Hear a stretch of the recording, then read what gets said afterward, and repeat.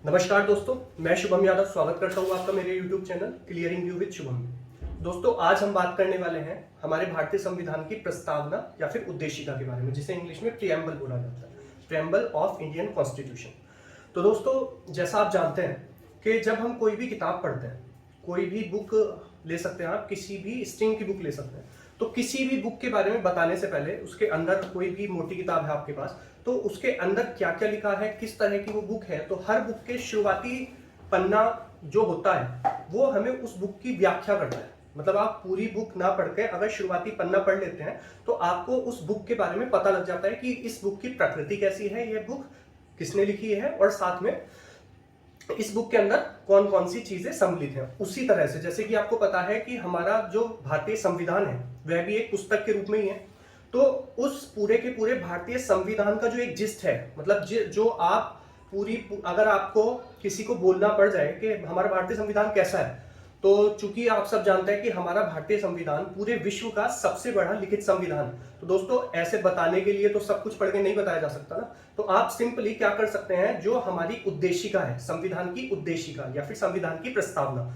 आप सिंपल और सरल शब्दों में किसी को भी बता सकते हैं कि उद्देशिका पढ़ लो, ऑटोमेटिकली आपको पता लग जाएगा कि भारतीय संविधान में क्या लिखा हुआ है, भारतीय संविधान की प्रकृति क्या है और भारत देश की प्रकृति क्या है। तो दोस्तों, जैसा मैंने बताया कि हमारी जो संविधान की उद्देशिका है वह सिर्फ यह प्रदर्शित करती है कि हमारा भारतीय संविधान क्या है। ओके, तो दोस्तों संविधान के उद्देशिका के बारे में बात करते हुए हम चर्चा करेंगे कि संविधान है उद्देशिका क्या है, इसका लिखित रूप कैसा है और इसके तत्व कौन कौन से हैं, इससे संबंधित विवाद क्या क्या है, इसका महत्व क्या है संविधान के अंदर, और इससे संबंधित जो प्रमुख शब्द हैं उद्देशिका के अंदर उनके बारे में हम विस्तार से चर्चा करेंगे, और साथ में क्या हाल ही की घटना इस पे चल रही है। चलिए दोस्तों, तो दोस्तों यह है भारतीय संविधान की उद्देशिका, देख लीजिएगा। हम भारत के लोग भारत को एक संपूर्ण प्रभुत्व संपन्न समाजवादी पंथ निरपेक्ष लोकतांत्रिक गणराज्य बनाने के लिए तथा उसके सभी नागरिकों को, मतलब पूरा पढ़ लीजिएगा आप क्या क्या बोलती है प्रस्तावना। तो दोस्तों आप देखते हैं हमारी उद्देशिका के तत्व क्या है। तो दोस्तों हमारी उद्देशिका संविधान के बारे में बताते हुए बहुत कुछ हमको बताती है। वो क्या क्या चीजें हैं जो उद्देशिका बताती है हमें।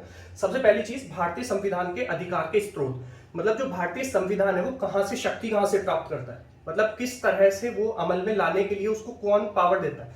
जैसे कि दोस्तों जब कोई भी केंद्र सरकार का जो कर्मचारी होता है तो उसको शक्ति कहां से मिलती है, सबको पता है, राष्ट्रपति के पास से, है ना।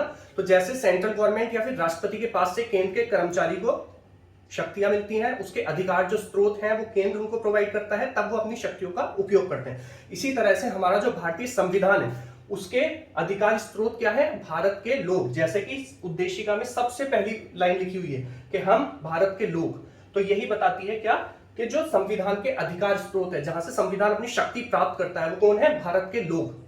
सेकंड है इसकी भारत की प्रकृति, तो उद्देशिका ये भी बताती है कि भारत का जो इंडिविजुअल भारत हमारा गणराज्य है उसकी क्या नेचर है, वो किस प्रकृति का देश है। तो बताती है संप्रभु समाजवादी धर्मनिरपेक्ष लोकतांत्रिक गणतांत्रिक राज्य व्यवस्था वाला देश। और जैसे कि आप इसमें भी देख सकते हैं, यहां पर लिखा है क्या, संपूर्ण प्रभुत्व संपन्न समाजवादी पंथ निरपेक्ष लोकतांत्रिक गणराज्य।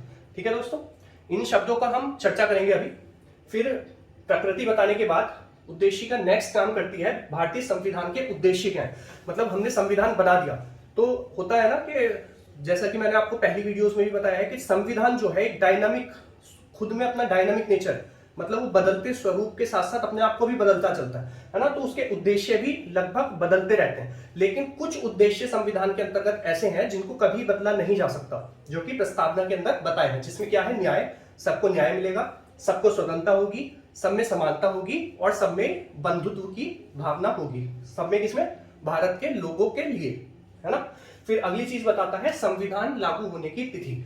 जैसे कि इसमें संविधान प्रस्तावना में देखिए लास्ट में क्या लिखा है, दृढ़ संकल्प होकर अपनी इस संविधान सभा में आज तारीख 26 नवंबर 1949। तो दोस्तों उद्देशिका में नेक्स्ट चीज बताती है हमारा संविधान लागू कब हुआ, उस संविधान को लागू होने की तारीख तय करती है। ये क्वेश्चन बहुत आता रहता है, भारतीय संविधान लागू कब हुआ, तो दो ऑप्शन इसमें बहुत आते हैं, एक 26 नवंबर 1949 और एक ऑप्शन आता है 26 जनवरी 1950। तो दोस्तों जो संविधान हमारा लागू हुआ था, लागू तो हो गया था 26 नवंबर 1949 को, लेकिन पूरी तरह से अमल में लाने का काम जो हुआ वो हुआ था 26 जनवरी 1950 को। Please don't be confuse in it. Next अब देखते हैं प्रमुख शब्द जो जो आपने बड़े बड़े से शब्द देखे इसके अंदर, समाजवादी, पंथ निरपेक्ष, लोकतांत्रिक, गणराज्य। दोस्तों इन पर्टिकुलर शब्दों से ही अलग अलग क्वेश्चन बनते हैं और उनका फॉर्मेट ऐसा रहता है कि थोड़ा सा कंफ्यूजिंग रहता है। 4 ऑप्शन दे दिए जाते हैं, उसमें से फिर आपको चूज करके लिखना रहता है। तो एक एक शब्द को हम अच्छी तरह से देखेंगे और उस पर विचार करेंगे। चलिए दोस्तों, पहला है संप्रभुता। तो संप्रभुता वर्ड का मतलब, जैसे आप देख सकते हैं बिल्कुल इसके सामने इमेज बनी है बादशाह की, जो कार्ड्स में होता है। तो संप्रभुता का मतलब दोस्तों होता है कि संप्रभु, जैसा कि इसके नाम से पता लग रहा है, स्वयं का प्रभु, मैं अपना मालिक खुद हूं। तो ऐसे ही उद्देशिका बताती है संप्रभु। भारत की जो प्रकृति है वो कैसी है?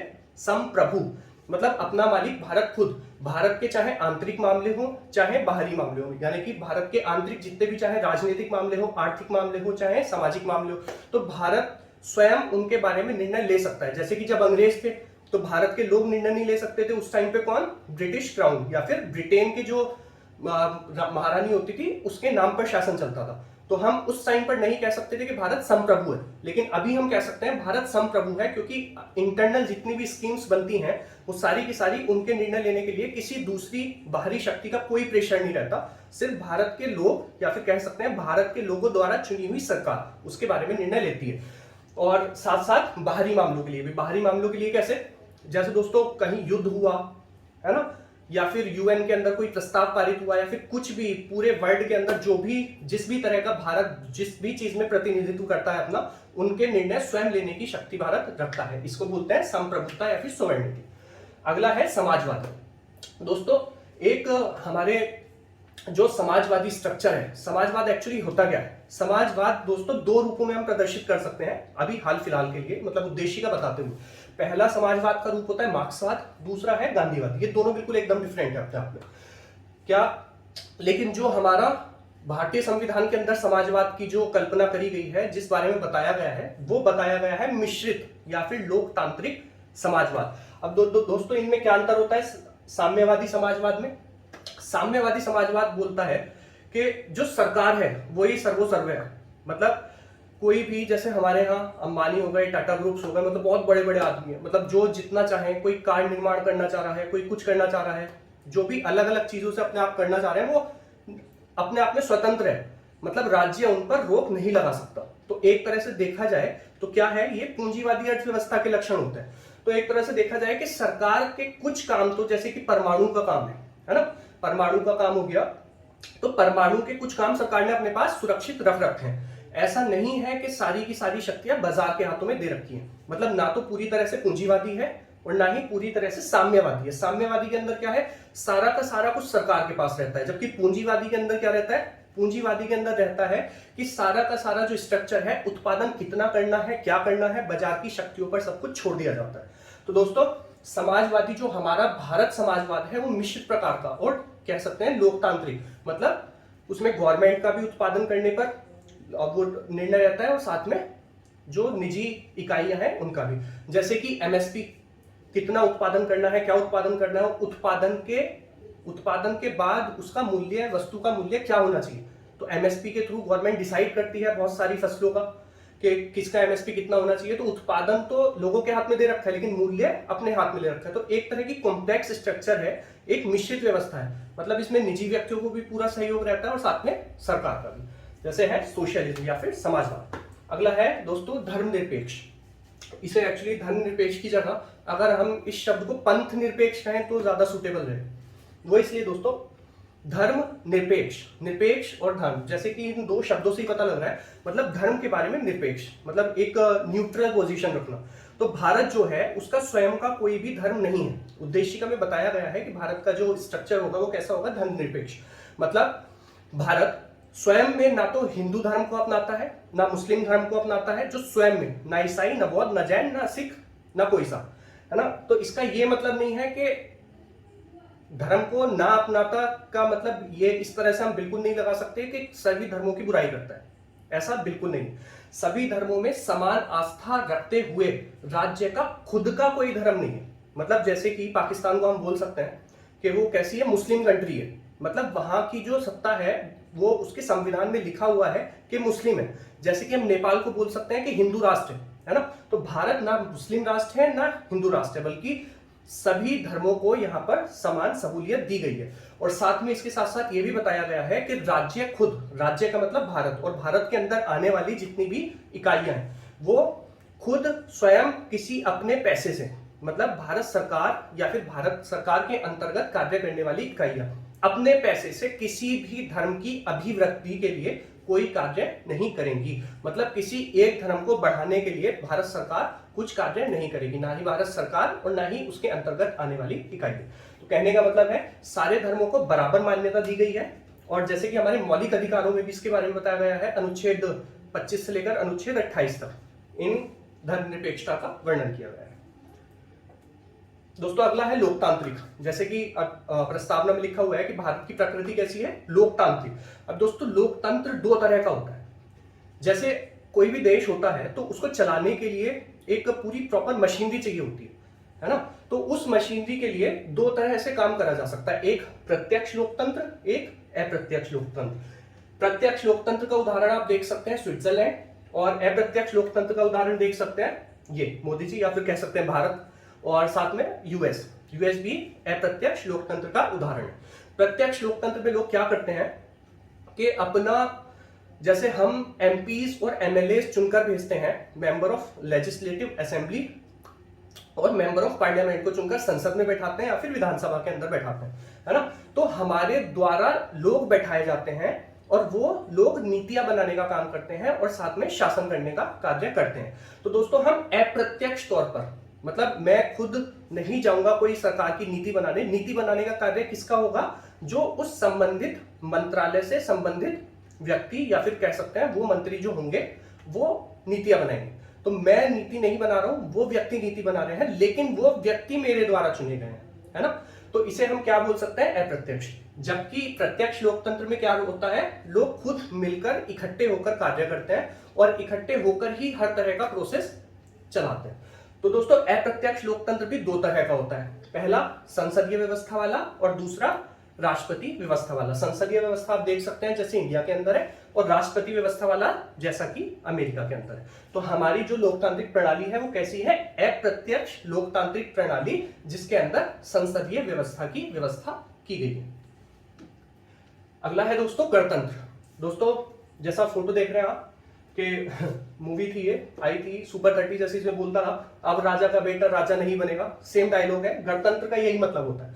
गणतंत्र जैसे गण और तंत्र, गण का मतलब लोगों का, तंत्र ऐसे लोगों का तंत्र जहां पर, इसका दो तरह से हम ले सकते हैं इस चीज को। पहला, गणतंत्र का मतलब होता है कि जो भारत का सर्वोच्च व्यक्ति होगा, और भारत का सर्वोच्च व्यक्ति कौन है, राष्ट्रपति। मतलब जो भारत की सुप्रीम कमांड है, मतलब पूरे विश्व के अंदर जो भारत को जाना जाएगा या फिर भारत की तरफ से कुछ भी कार्य करा जाएगा तो वो राष्ट्रपति के द्वारा किया जाता है। उसके सिग्नेचर होते हैं किसी भी अंतरराष्ट्रीय कानून को लागू करने के लिए, या फिर अंतरराष्ट्रीय किसी भी संधि या समझौते में जब भारत का कोई भी पक्ष रखा जाता है तो वो राष्ट्रपति के नाम से रखा जाता है। तो भारत का जो सर्वोच्च नागरिक या फिर पहला नागरिक होता है वो होता है राष्ट्रपति। तो दोस्तों जो भारत का राष्ट्रपति होगा वो ऐसा नहीं कि जो राष्ट्रपति का बेटा होगा वही अगली बार राष्ट्रपति बने, या फिर जो उसका बेटा होगा वो राष्ट्रपति बने। ये व्यवस्था जैसे कि ब्रिटेन में, तो ब्रिटेन में जो पूरा का पूरा जो वहां के राष्ट्रपति या महारानी होती है, मतलब उन्हीं के जो वंशज होते हैं वही कंटिन्यूअसली राजा महाराजा बनते रहते हैं, जो उनके प्रथम नागरिक होते हैं। लेकिन हमारे यहाँ क्या है,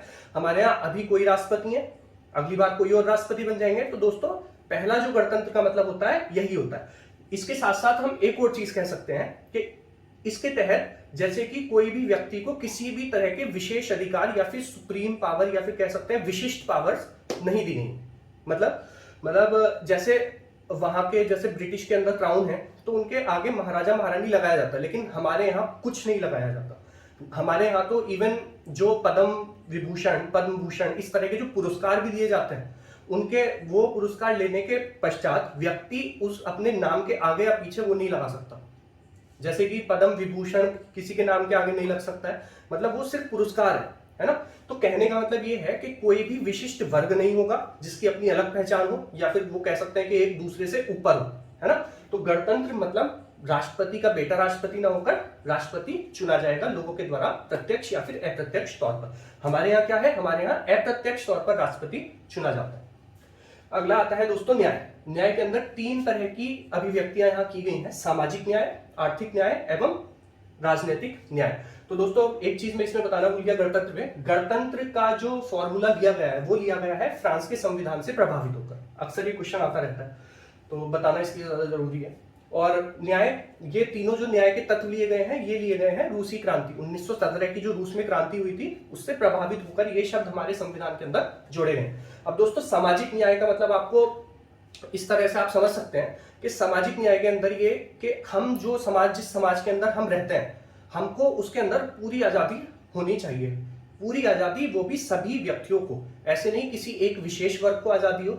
जैसे कि इसमें आप कुछ देख सकते हैं, एंटी हेट, मतलब किसी एक विशिष्ट ग्रुप या फिर कह सकते हैं विशेष धर्म या फिर विशिष्ट किसी संस्था के प्रति हमको ना तो बहुत ही अति में जाना है पॉजिटिवली, ना ही बहुत अति में जाना है निगेटिवली। तो ये न्याय सबको मिलना चाहिए। वोटिंग, हर व्यक्ति को वोट करने की आजादी है, तो ये कैसी है, सामाजिक न्याय। जैसे कि अमेरिका के अंदर बहुत ये चलता रहता है, सामाजिक न्याय के बोलते रहते हैं कि ब्लैक एंड व्हाइट का बहुत ज्यादा मतलब कॉन्फ्लिक्ट रहता है वहां पर, कि गोरे लोग काले लोगों को दबाते हैं, या फिर इतिहास के अंदर ही बहुत सारी ऐसी कुछ चीजें देखी गई हैं जहां पर इस तरह की सामाजिक दुर्घटनाएं होती रही।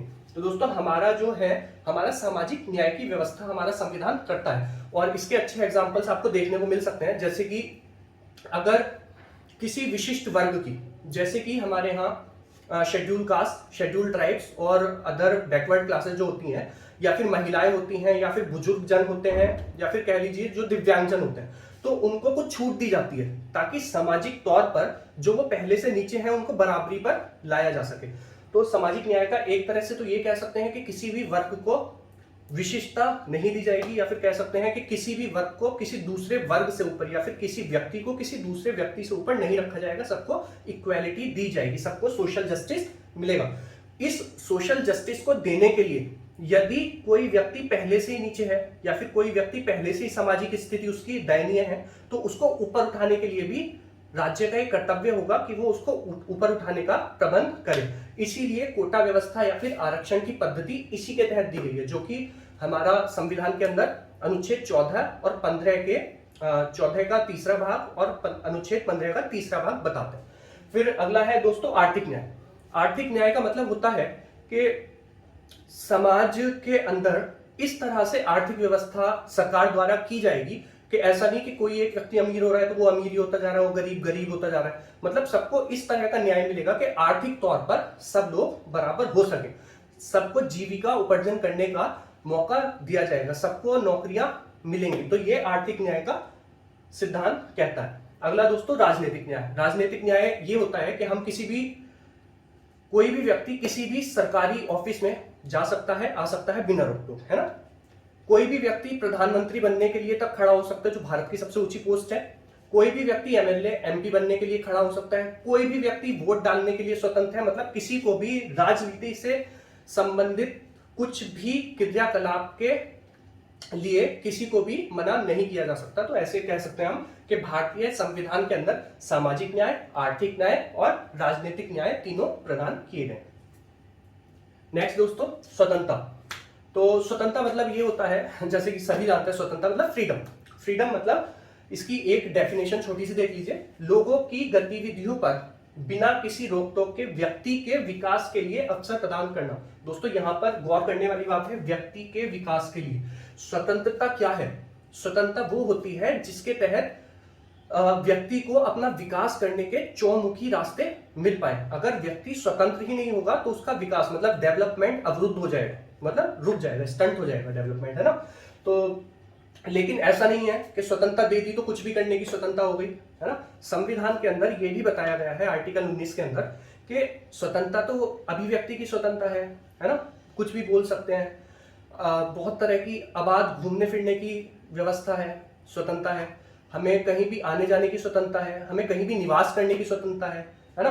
तो लेकिन ये जो स्वतंत्रता है, ये स्वतंत्रता पूरी तरह से हम ये नहीं कह सकते हैं कि कुछ भी, अगर बोलने की स्वतंत्रता है तो कुछ भी बोले, है ना। मतलब हम हेट स्पीच नहीं बोल सकते। किसी एक वर्ग के लिए अगर मैं कुछ बोलना शुरू कर दूं तो वो इस स्वतंत्रता का हनन होगा।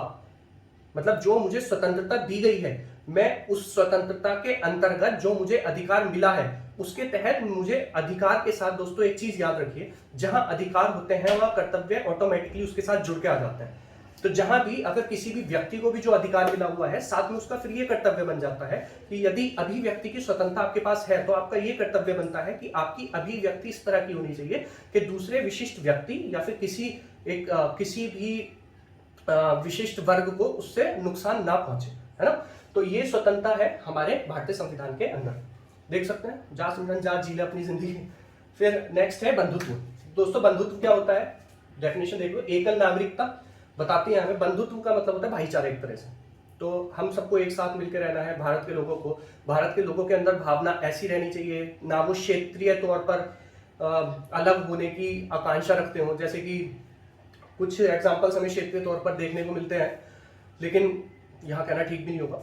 तो दोस्तों इस तरह की बातों से हमको बचना चाहिए। बचना इसलिए चाहिए कि एक तो हमारा संविधान हमको परमिट नहीं करता है ऐसा कुछ करने की, और साथ में जैसा एक मानवीय व्यवहार होना चाहिए व्यक्ति का, उसके अनुसार भी ये हम पर ठीक नहीं बैठता है। तो पहले डेफिनेशन देख ले, एकल नागरिकता है, अखंडता है, मतलब भारत एक है। जब एक है तो उसके अंदर मतलब एक परिवार की तरह है, जैसे एक घर में एक परिवार होता है, सब मिलजुल कर रहता है, तो वही इसके अंदर बताया गया है। तथा हर नागरिक का यह कर्तव्य होगा कि वह धार्मिक, भाषाई, ध्यान देना इन शब्दों पर, धार्मिक, भाषाई, क्षेत्रीय एवं वर्ग विविधताओं से ऊपर उठकर आपसी भाईचारे की भावना का विकास करे। शायद इससे ज्यादा बताना कुछ होगा भी नहीं, इतना समझ लीजिए आप।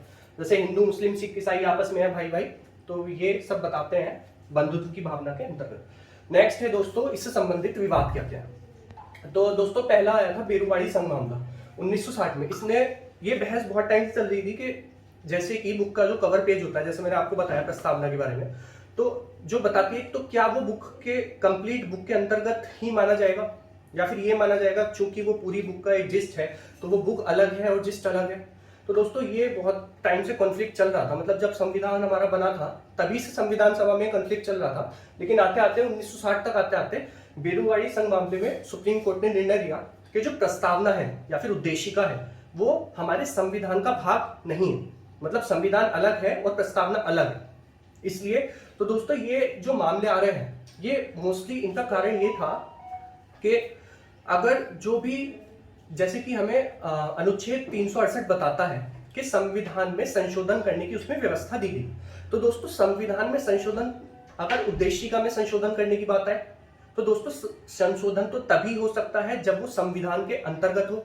अगर संविधान के अंतर्गत ही उद्देशिका नहीं है तो उसमें संशोधन तो नहीं हो सकता, क्योंकि अनुच्छेद 368 हमको ये बताता है कि संविधान में संशोधन करने की प्रक्रिया क्या है, उसके नियम कानून क्या है। तो बेरुवाड़ी संघ में सुप्रीम कोर्ट ने कह दिया ये संविधान का भाग नहीं है।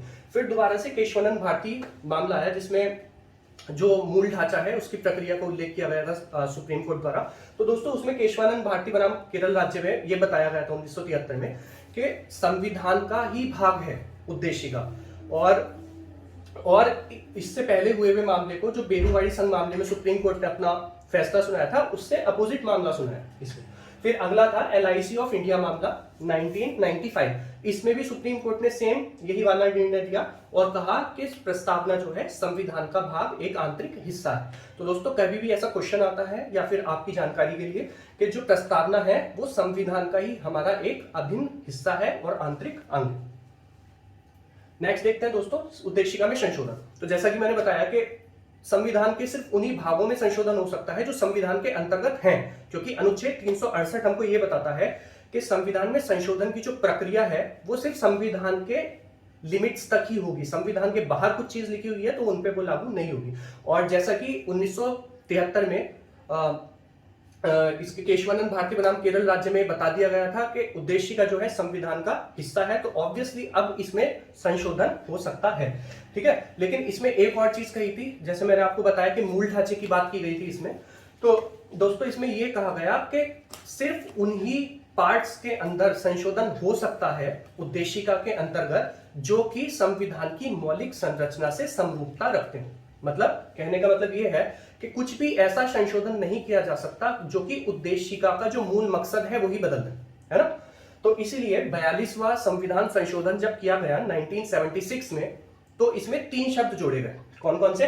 समाजवादी, धर्मनिरपेक्ष और अखंडता। हालांकि ऐसा नहीं है कि ये शब्द जोड़े नहीं गए थे तो इससे पहले भारत समाजवादी नहीं था, उसकी प्रकृति, या फिर धर्मनिरपेक्ष नहीं था, या फिर अखंड नहीं था। लेकिन फिर भी क्योंकि एक जिस्ट बनाना है, उद्देशिका is just a gist of Indian constitution, तो उसके तहत जब ये शब्द जोड़ दिए गए तो हमारे भारत के संविधान की प्रकृति को बताने के लिए और अधिक वाइड हमें एक वो व्यू मिलता है इसके द्वारा।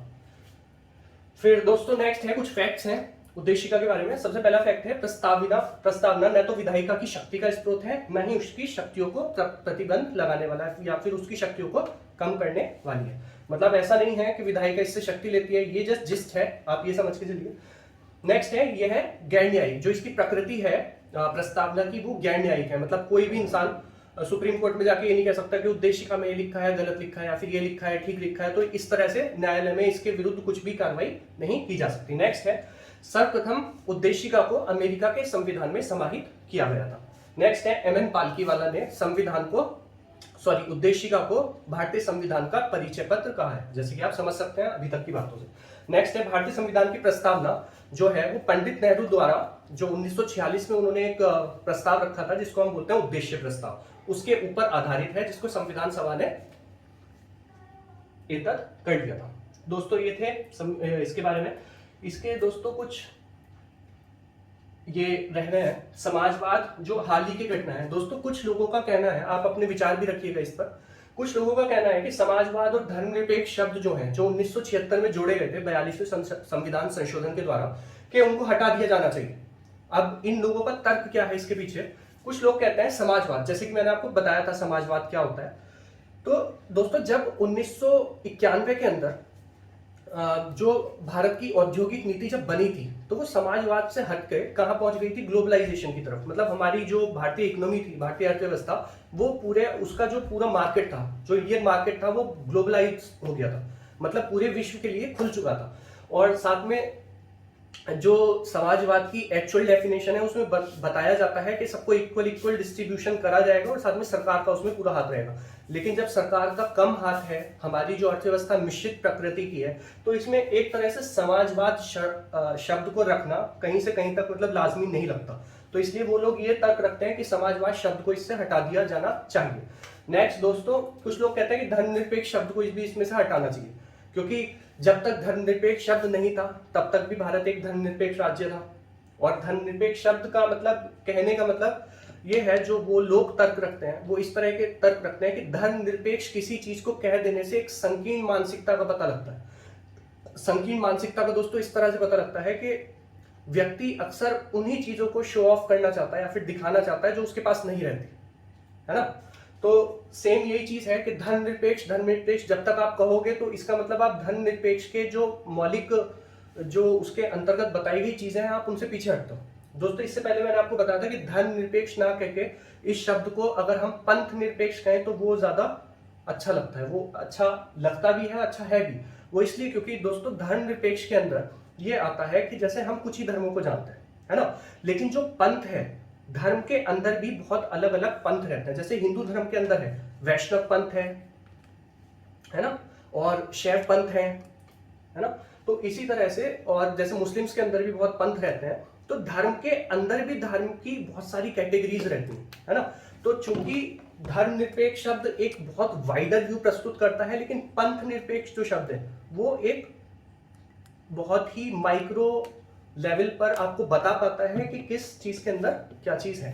तो दोस्तों इस पर आप भी जरूर अपने विचार रखिएगा। हो सकता है क्वेश्चन आपको देखने को भी मिल जाए कि इस पर अपने विचार रखिए, क्या है मतलब, क्या इन शब्दों को हटाया जाना चाहिए, इन शब्दों का मतलब क्या होता है। जैसा भी आपको है कमेंट सेक्शन में आप बता सकते हैं। ठीक है दोस्तों, इसी के साथ जय हिंद, जय भारत।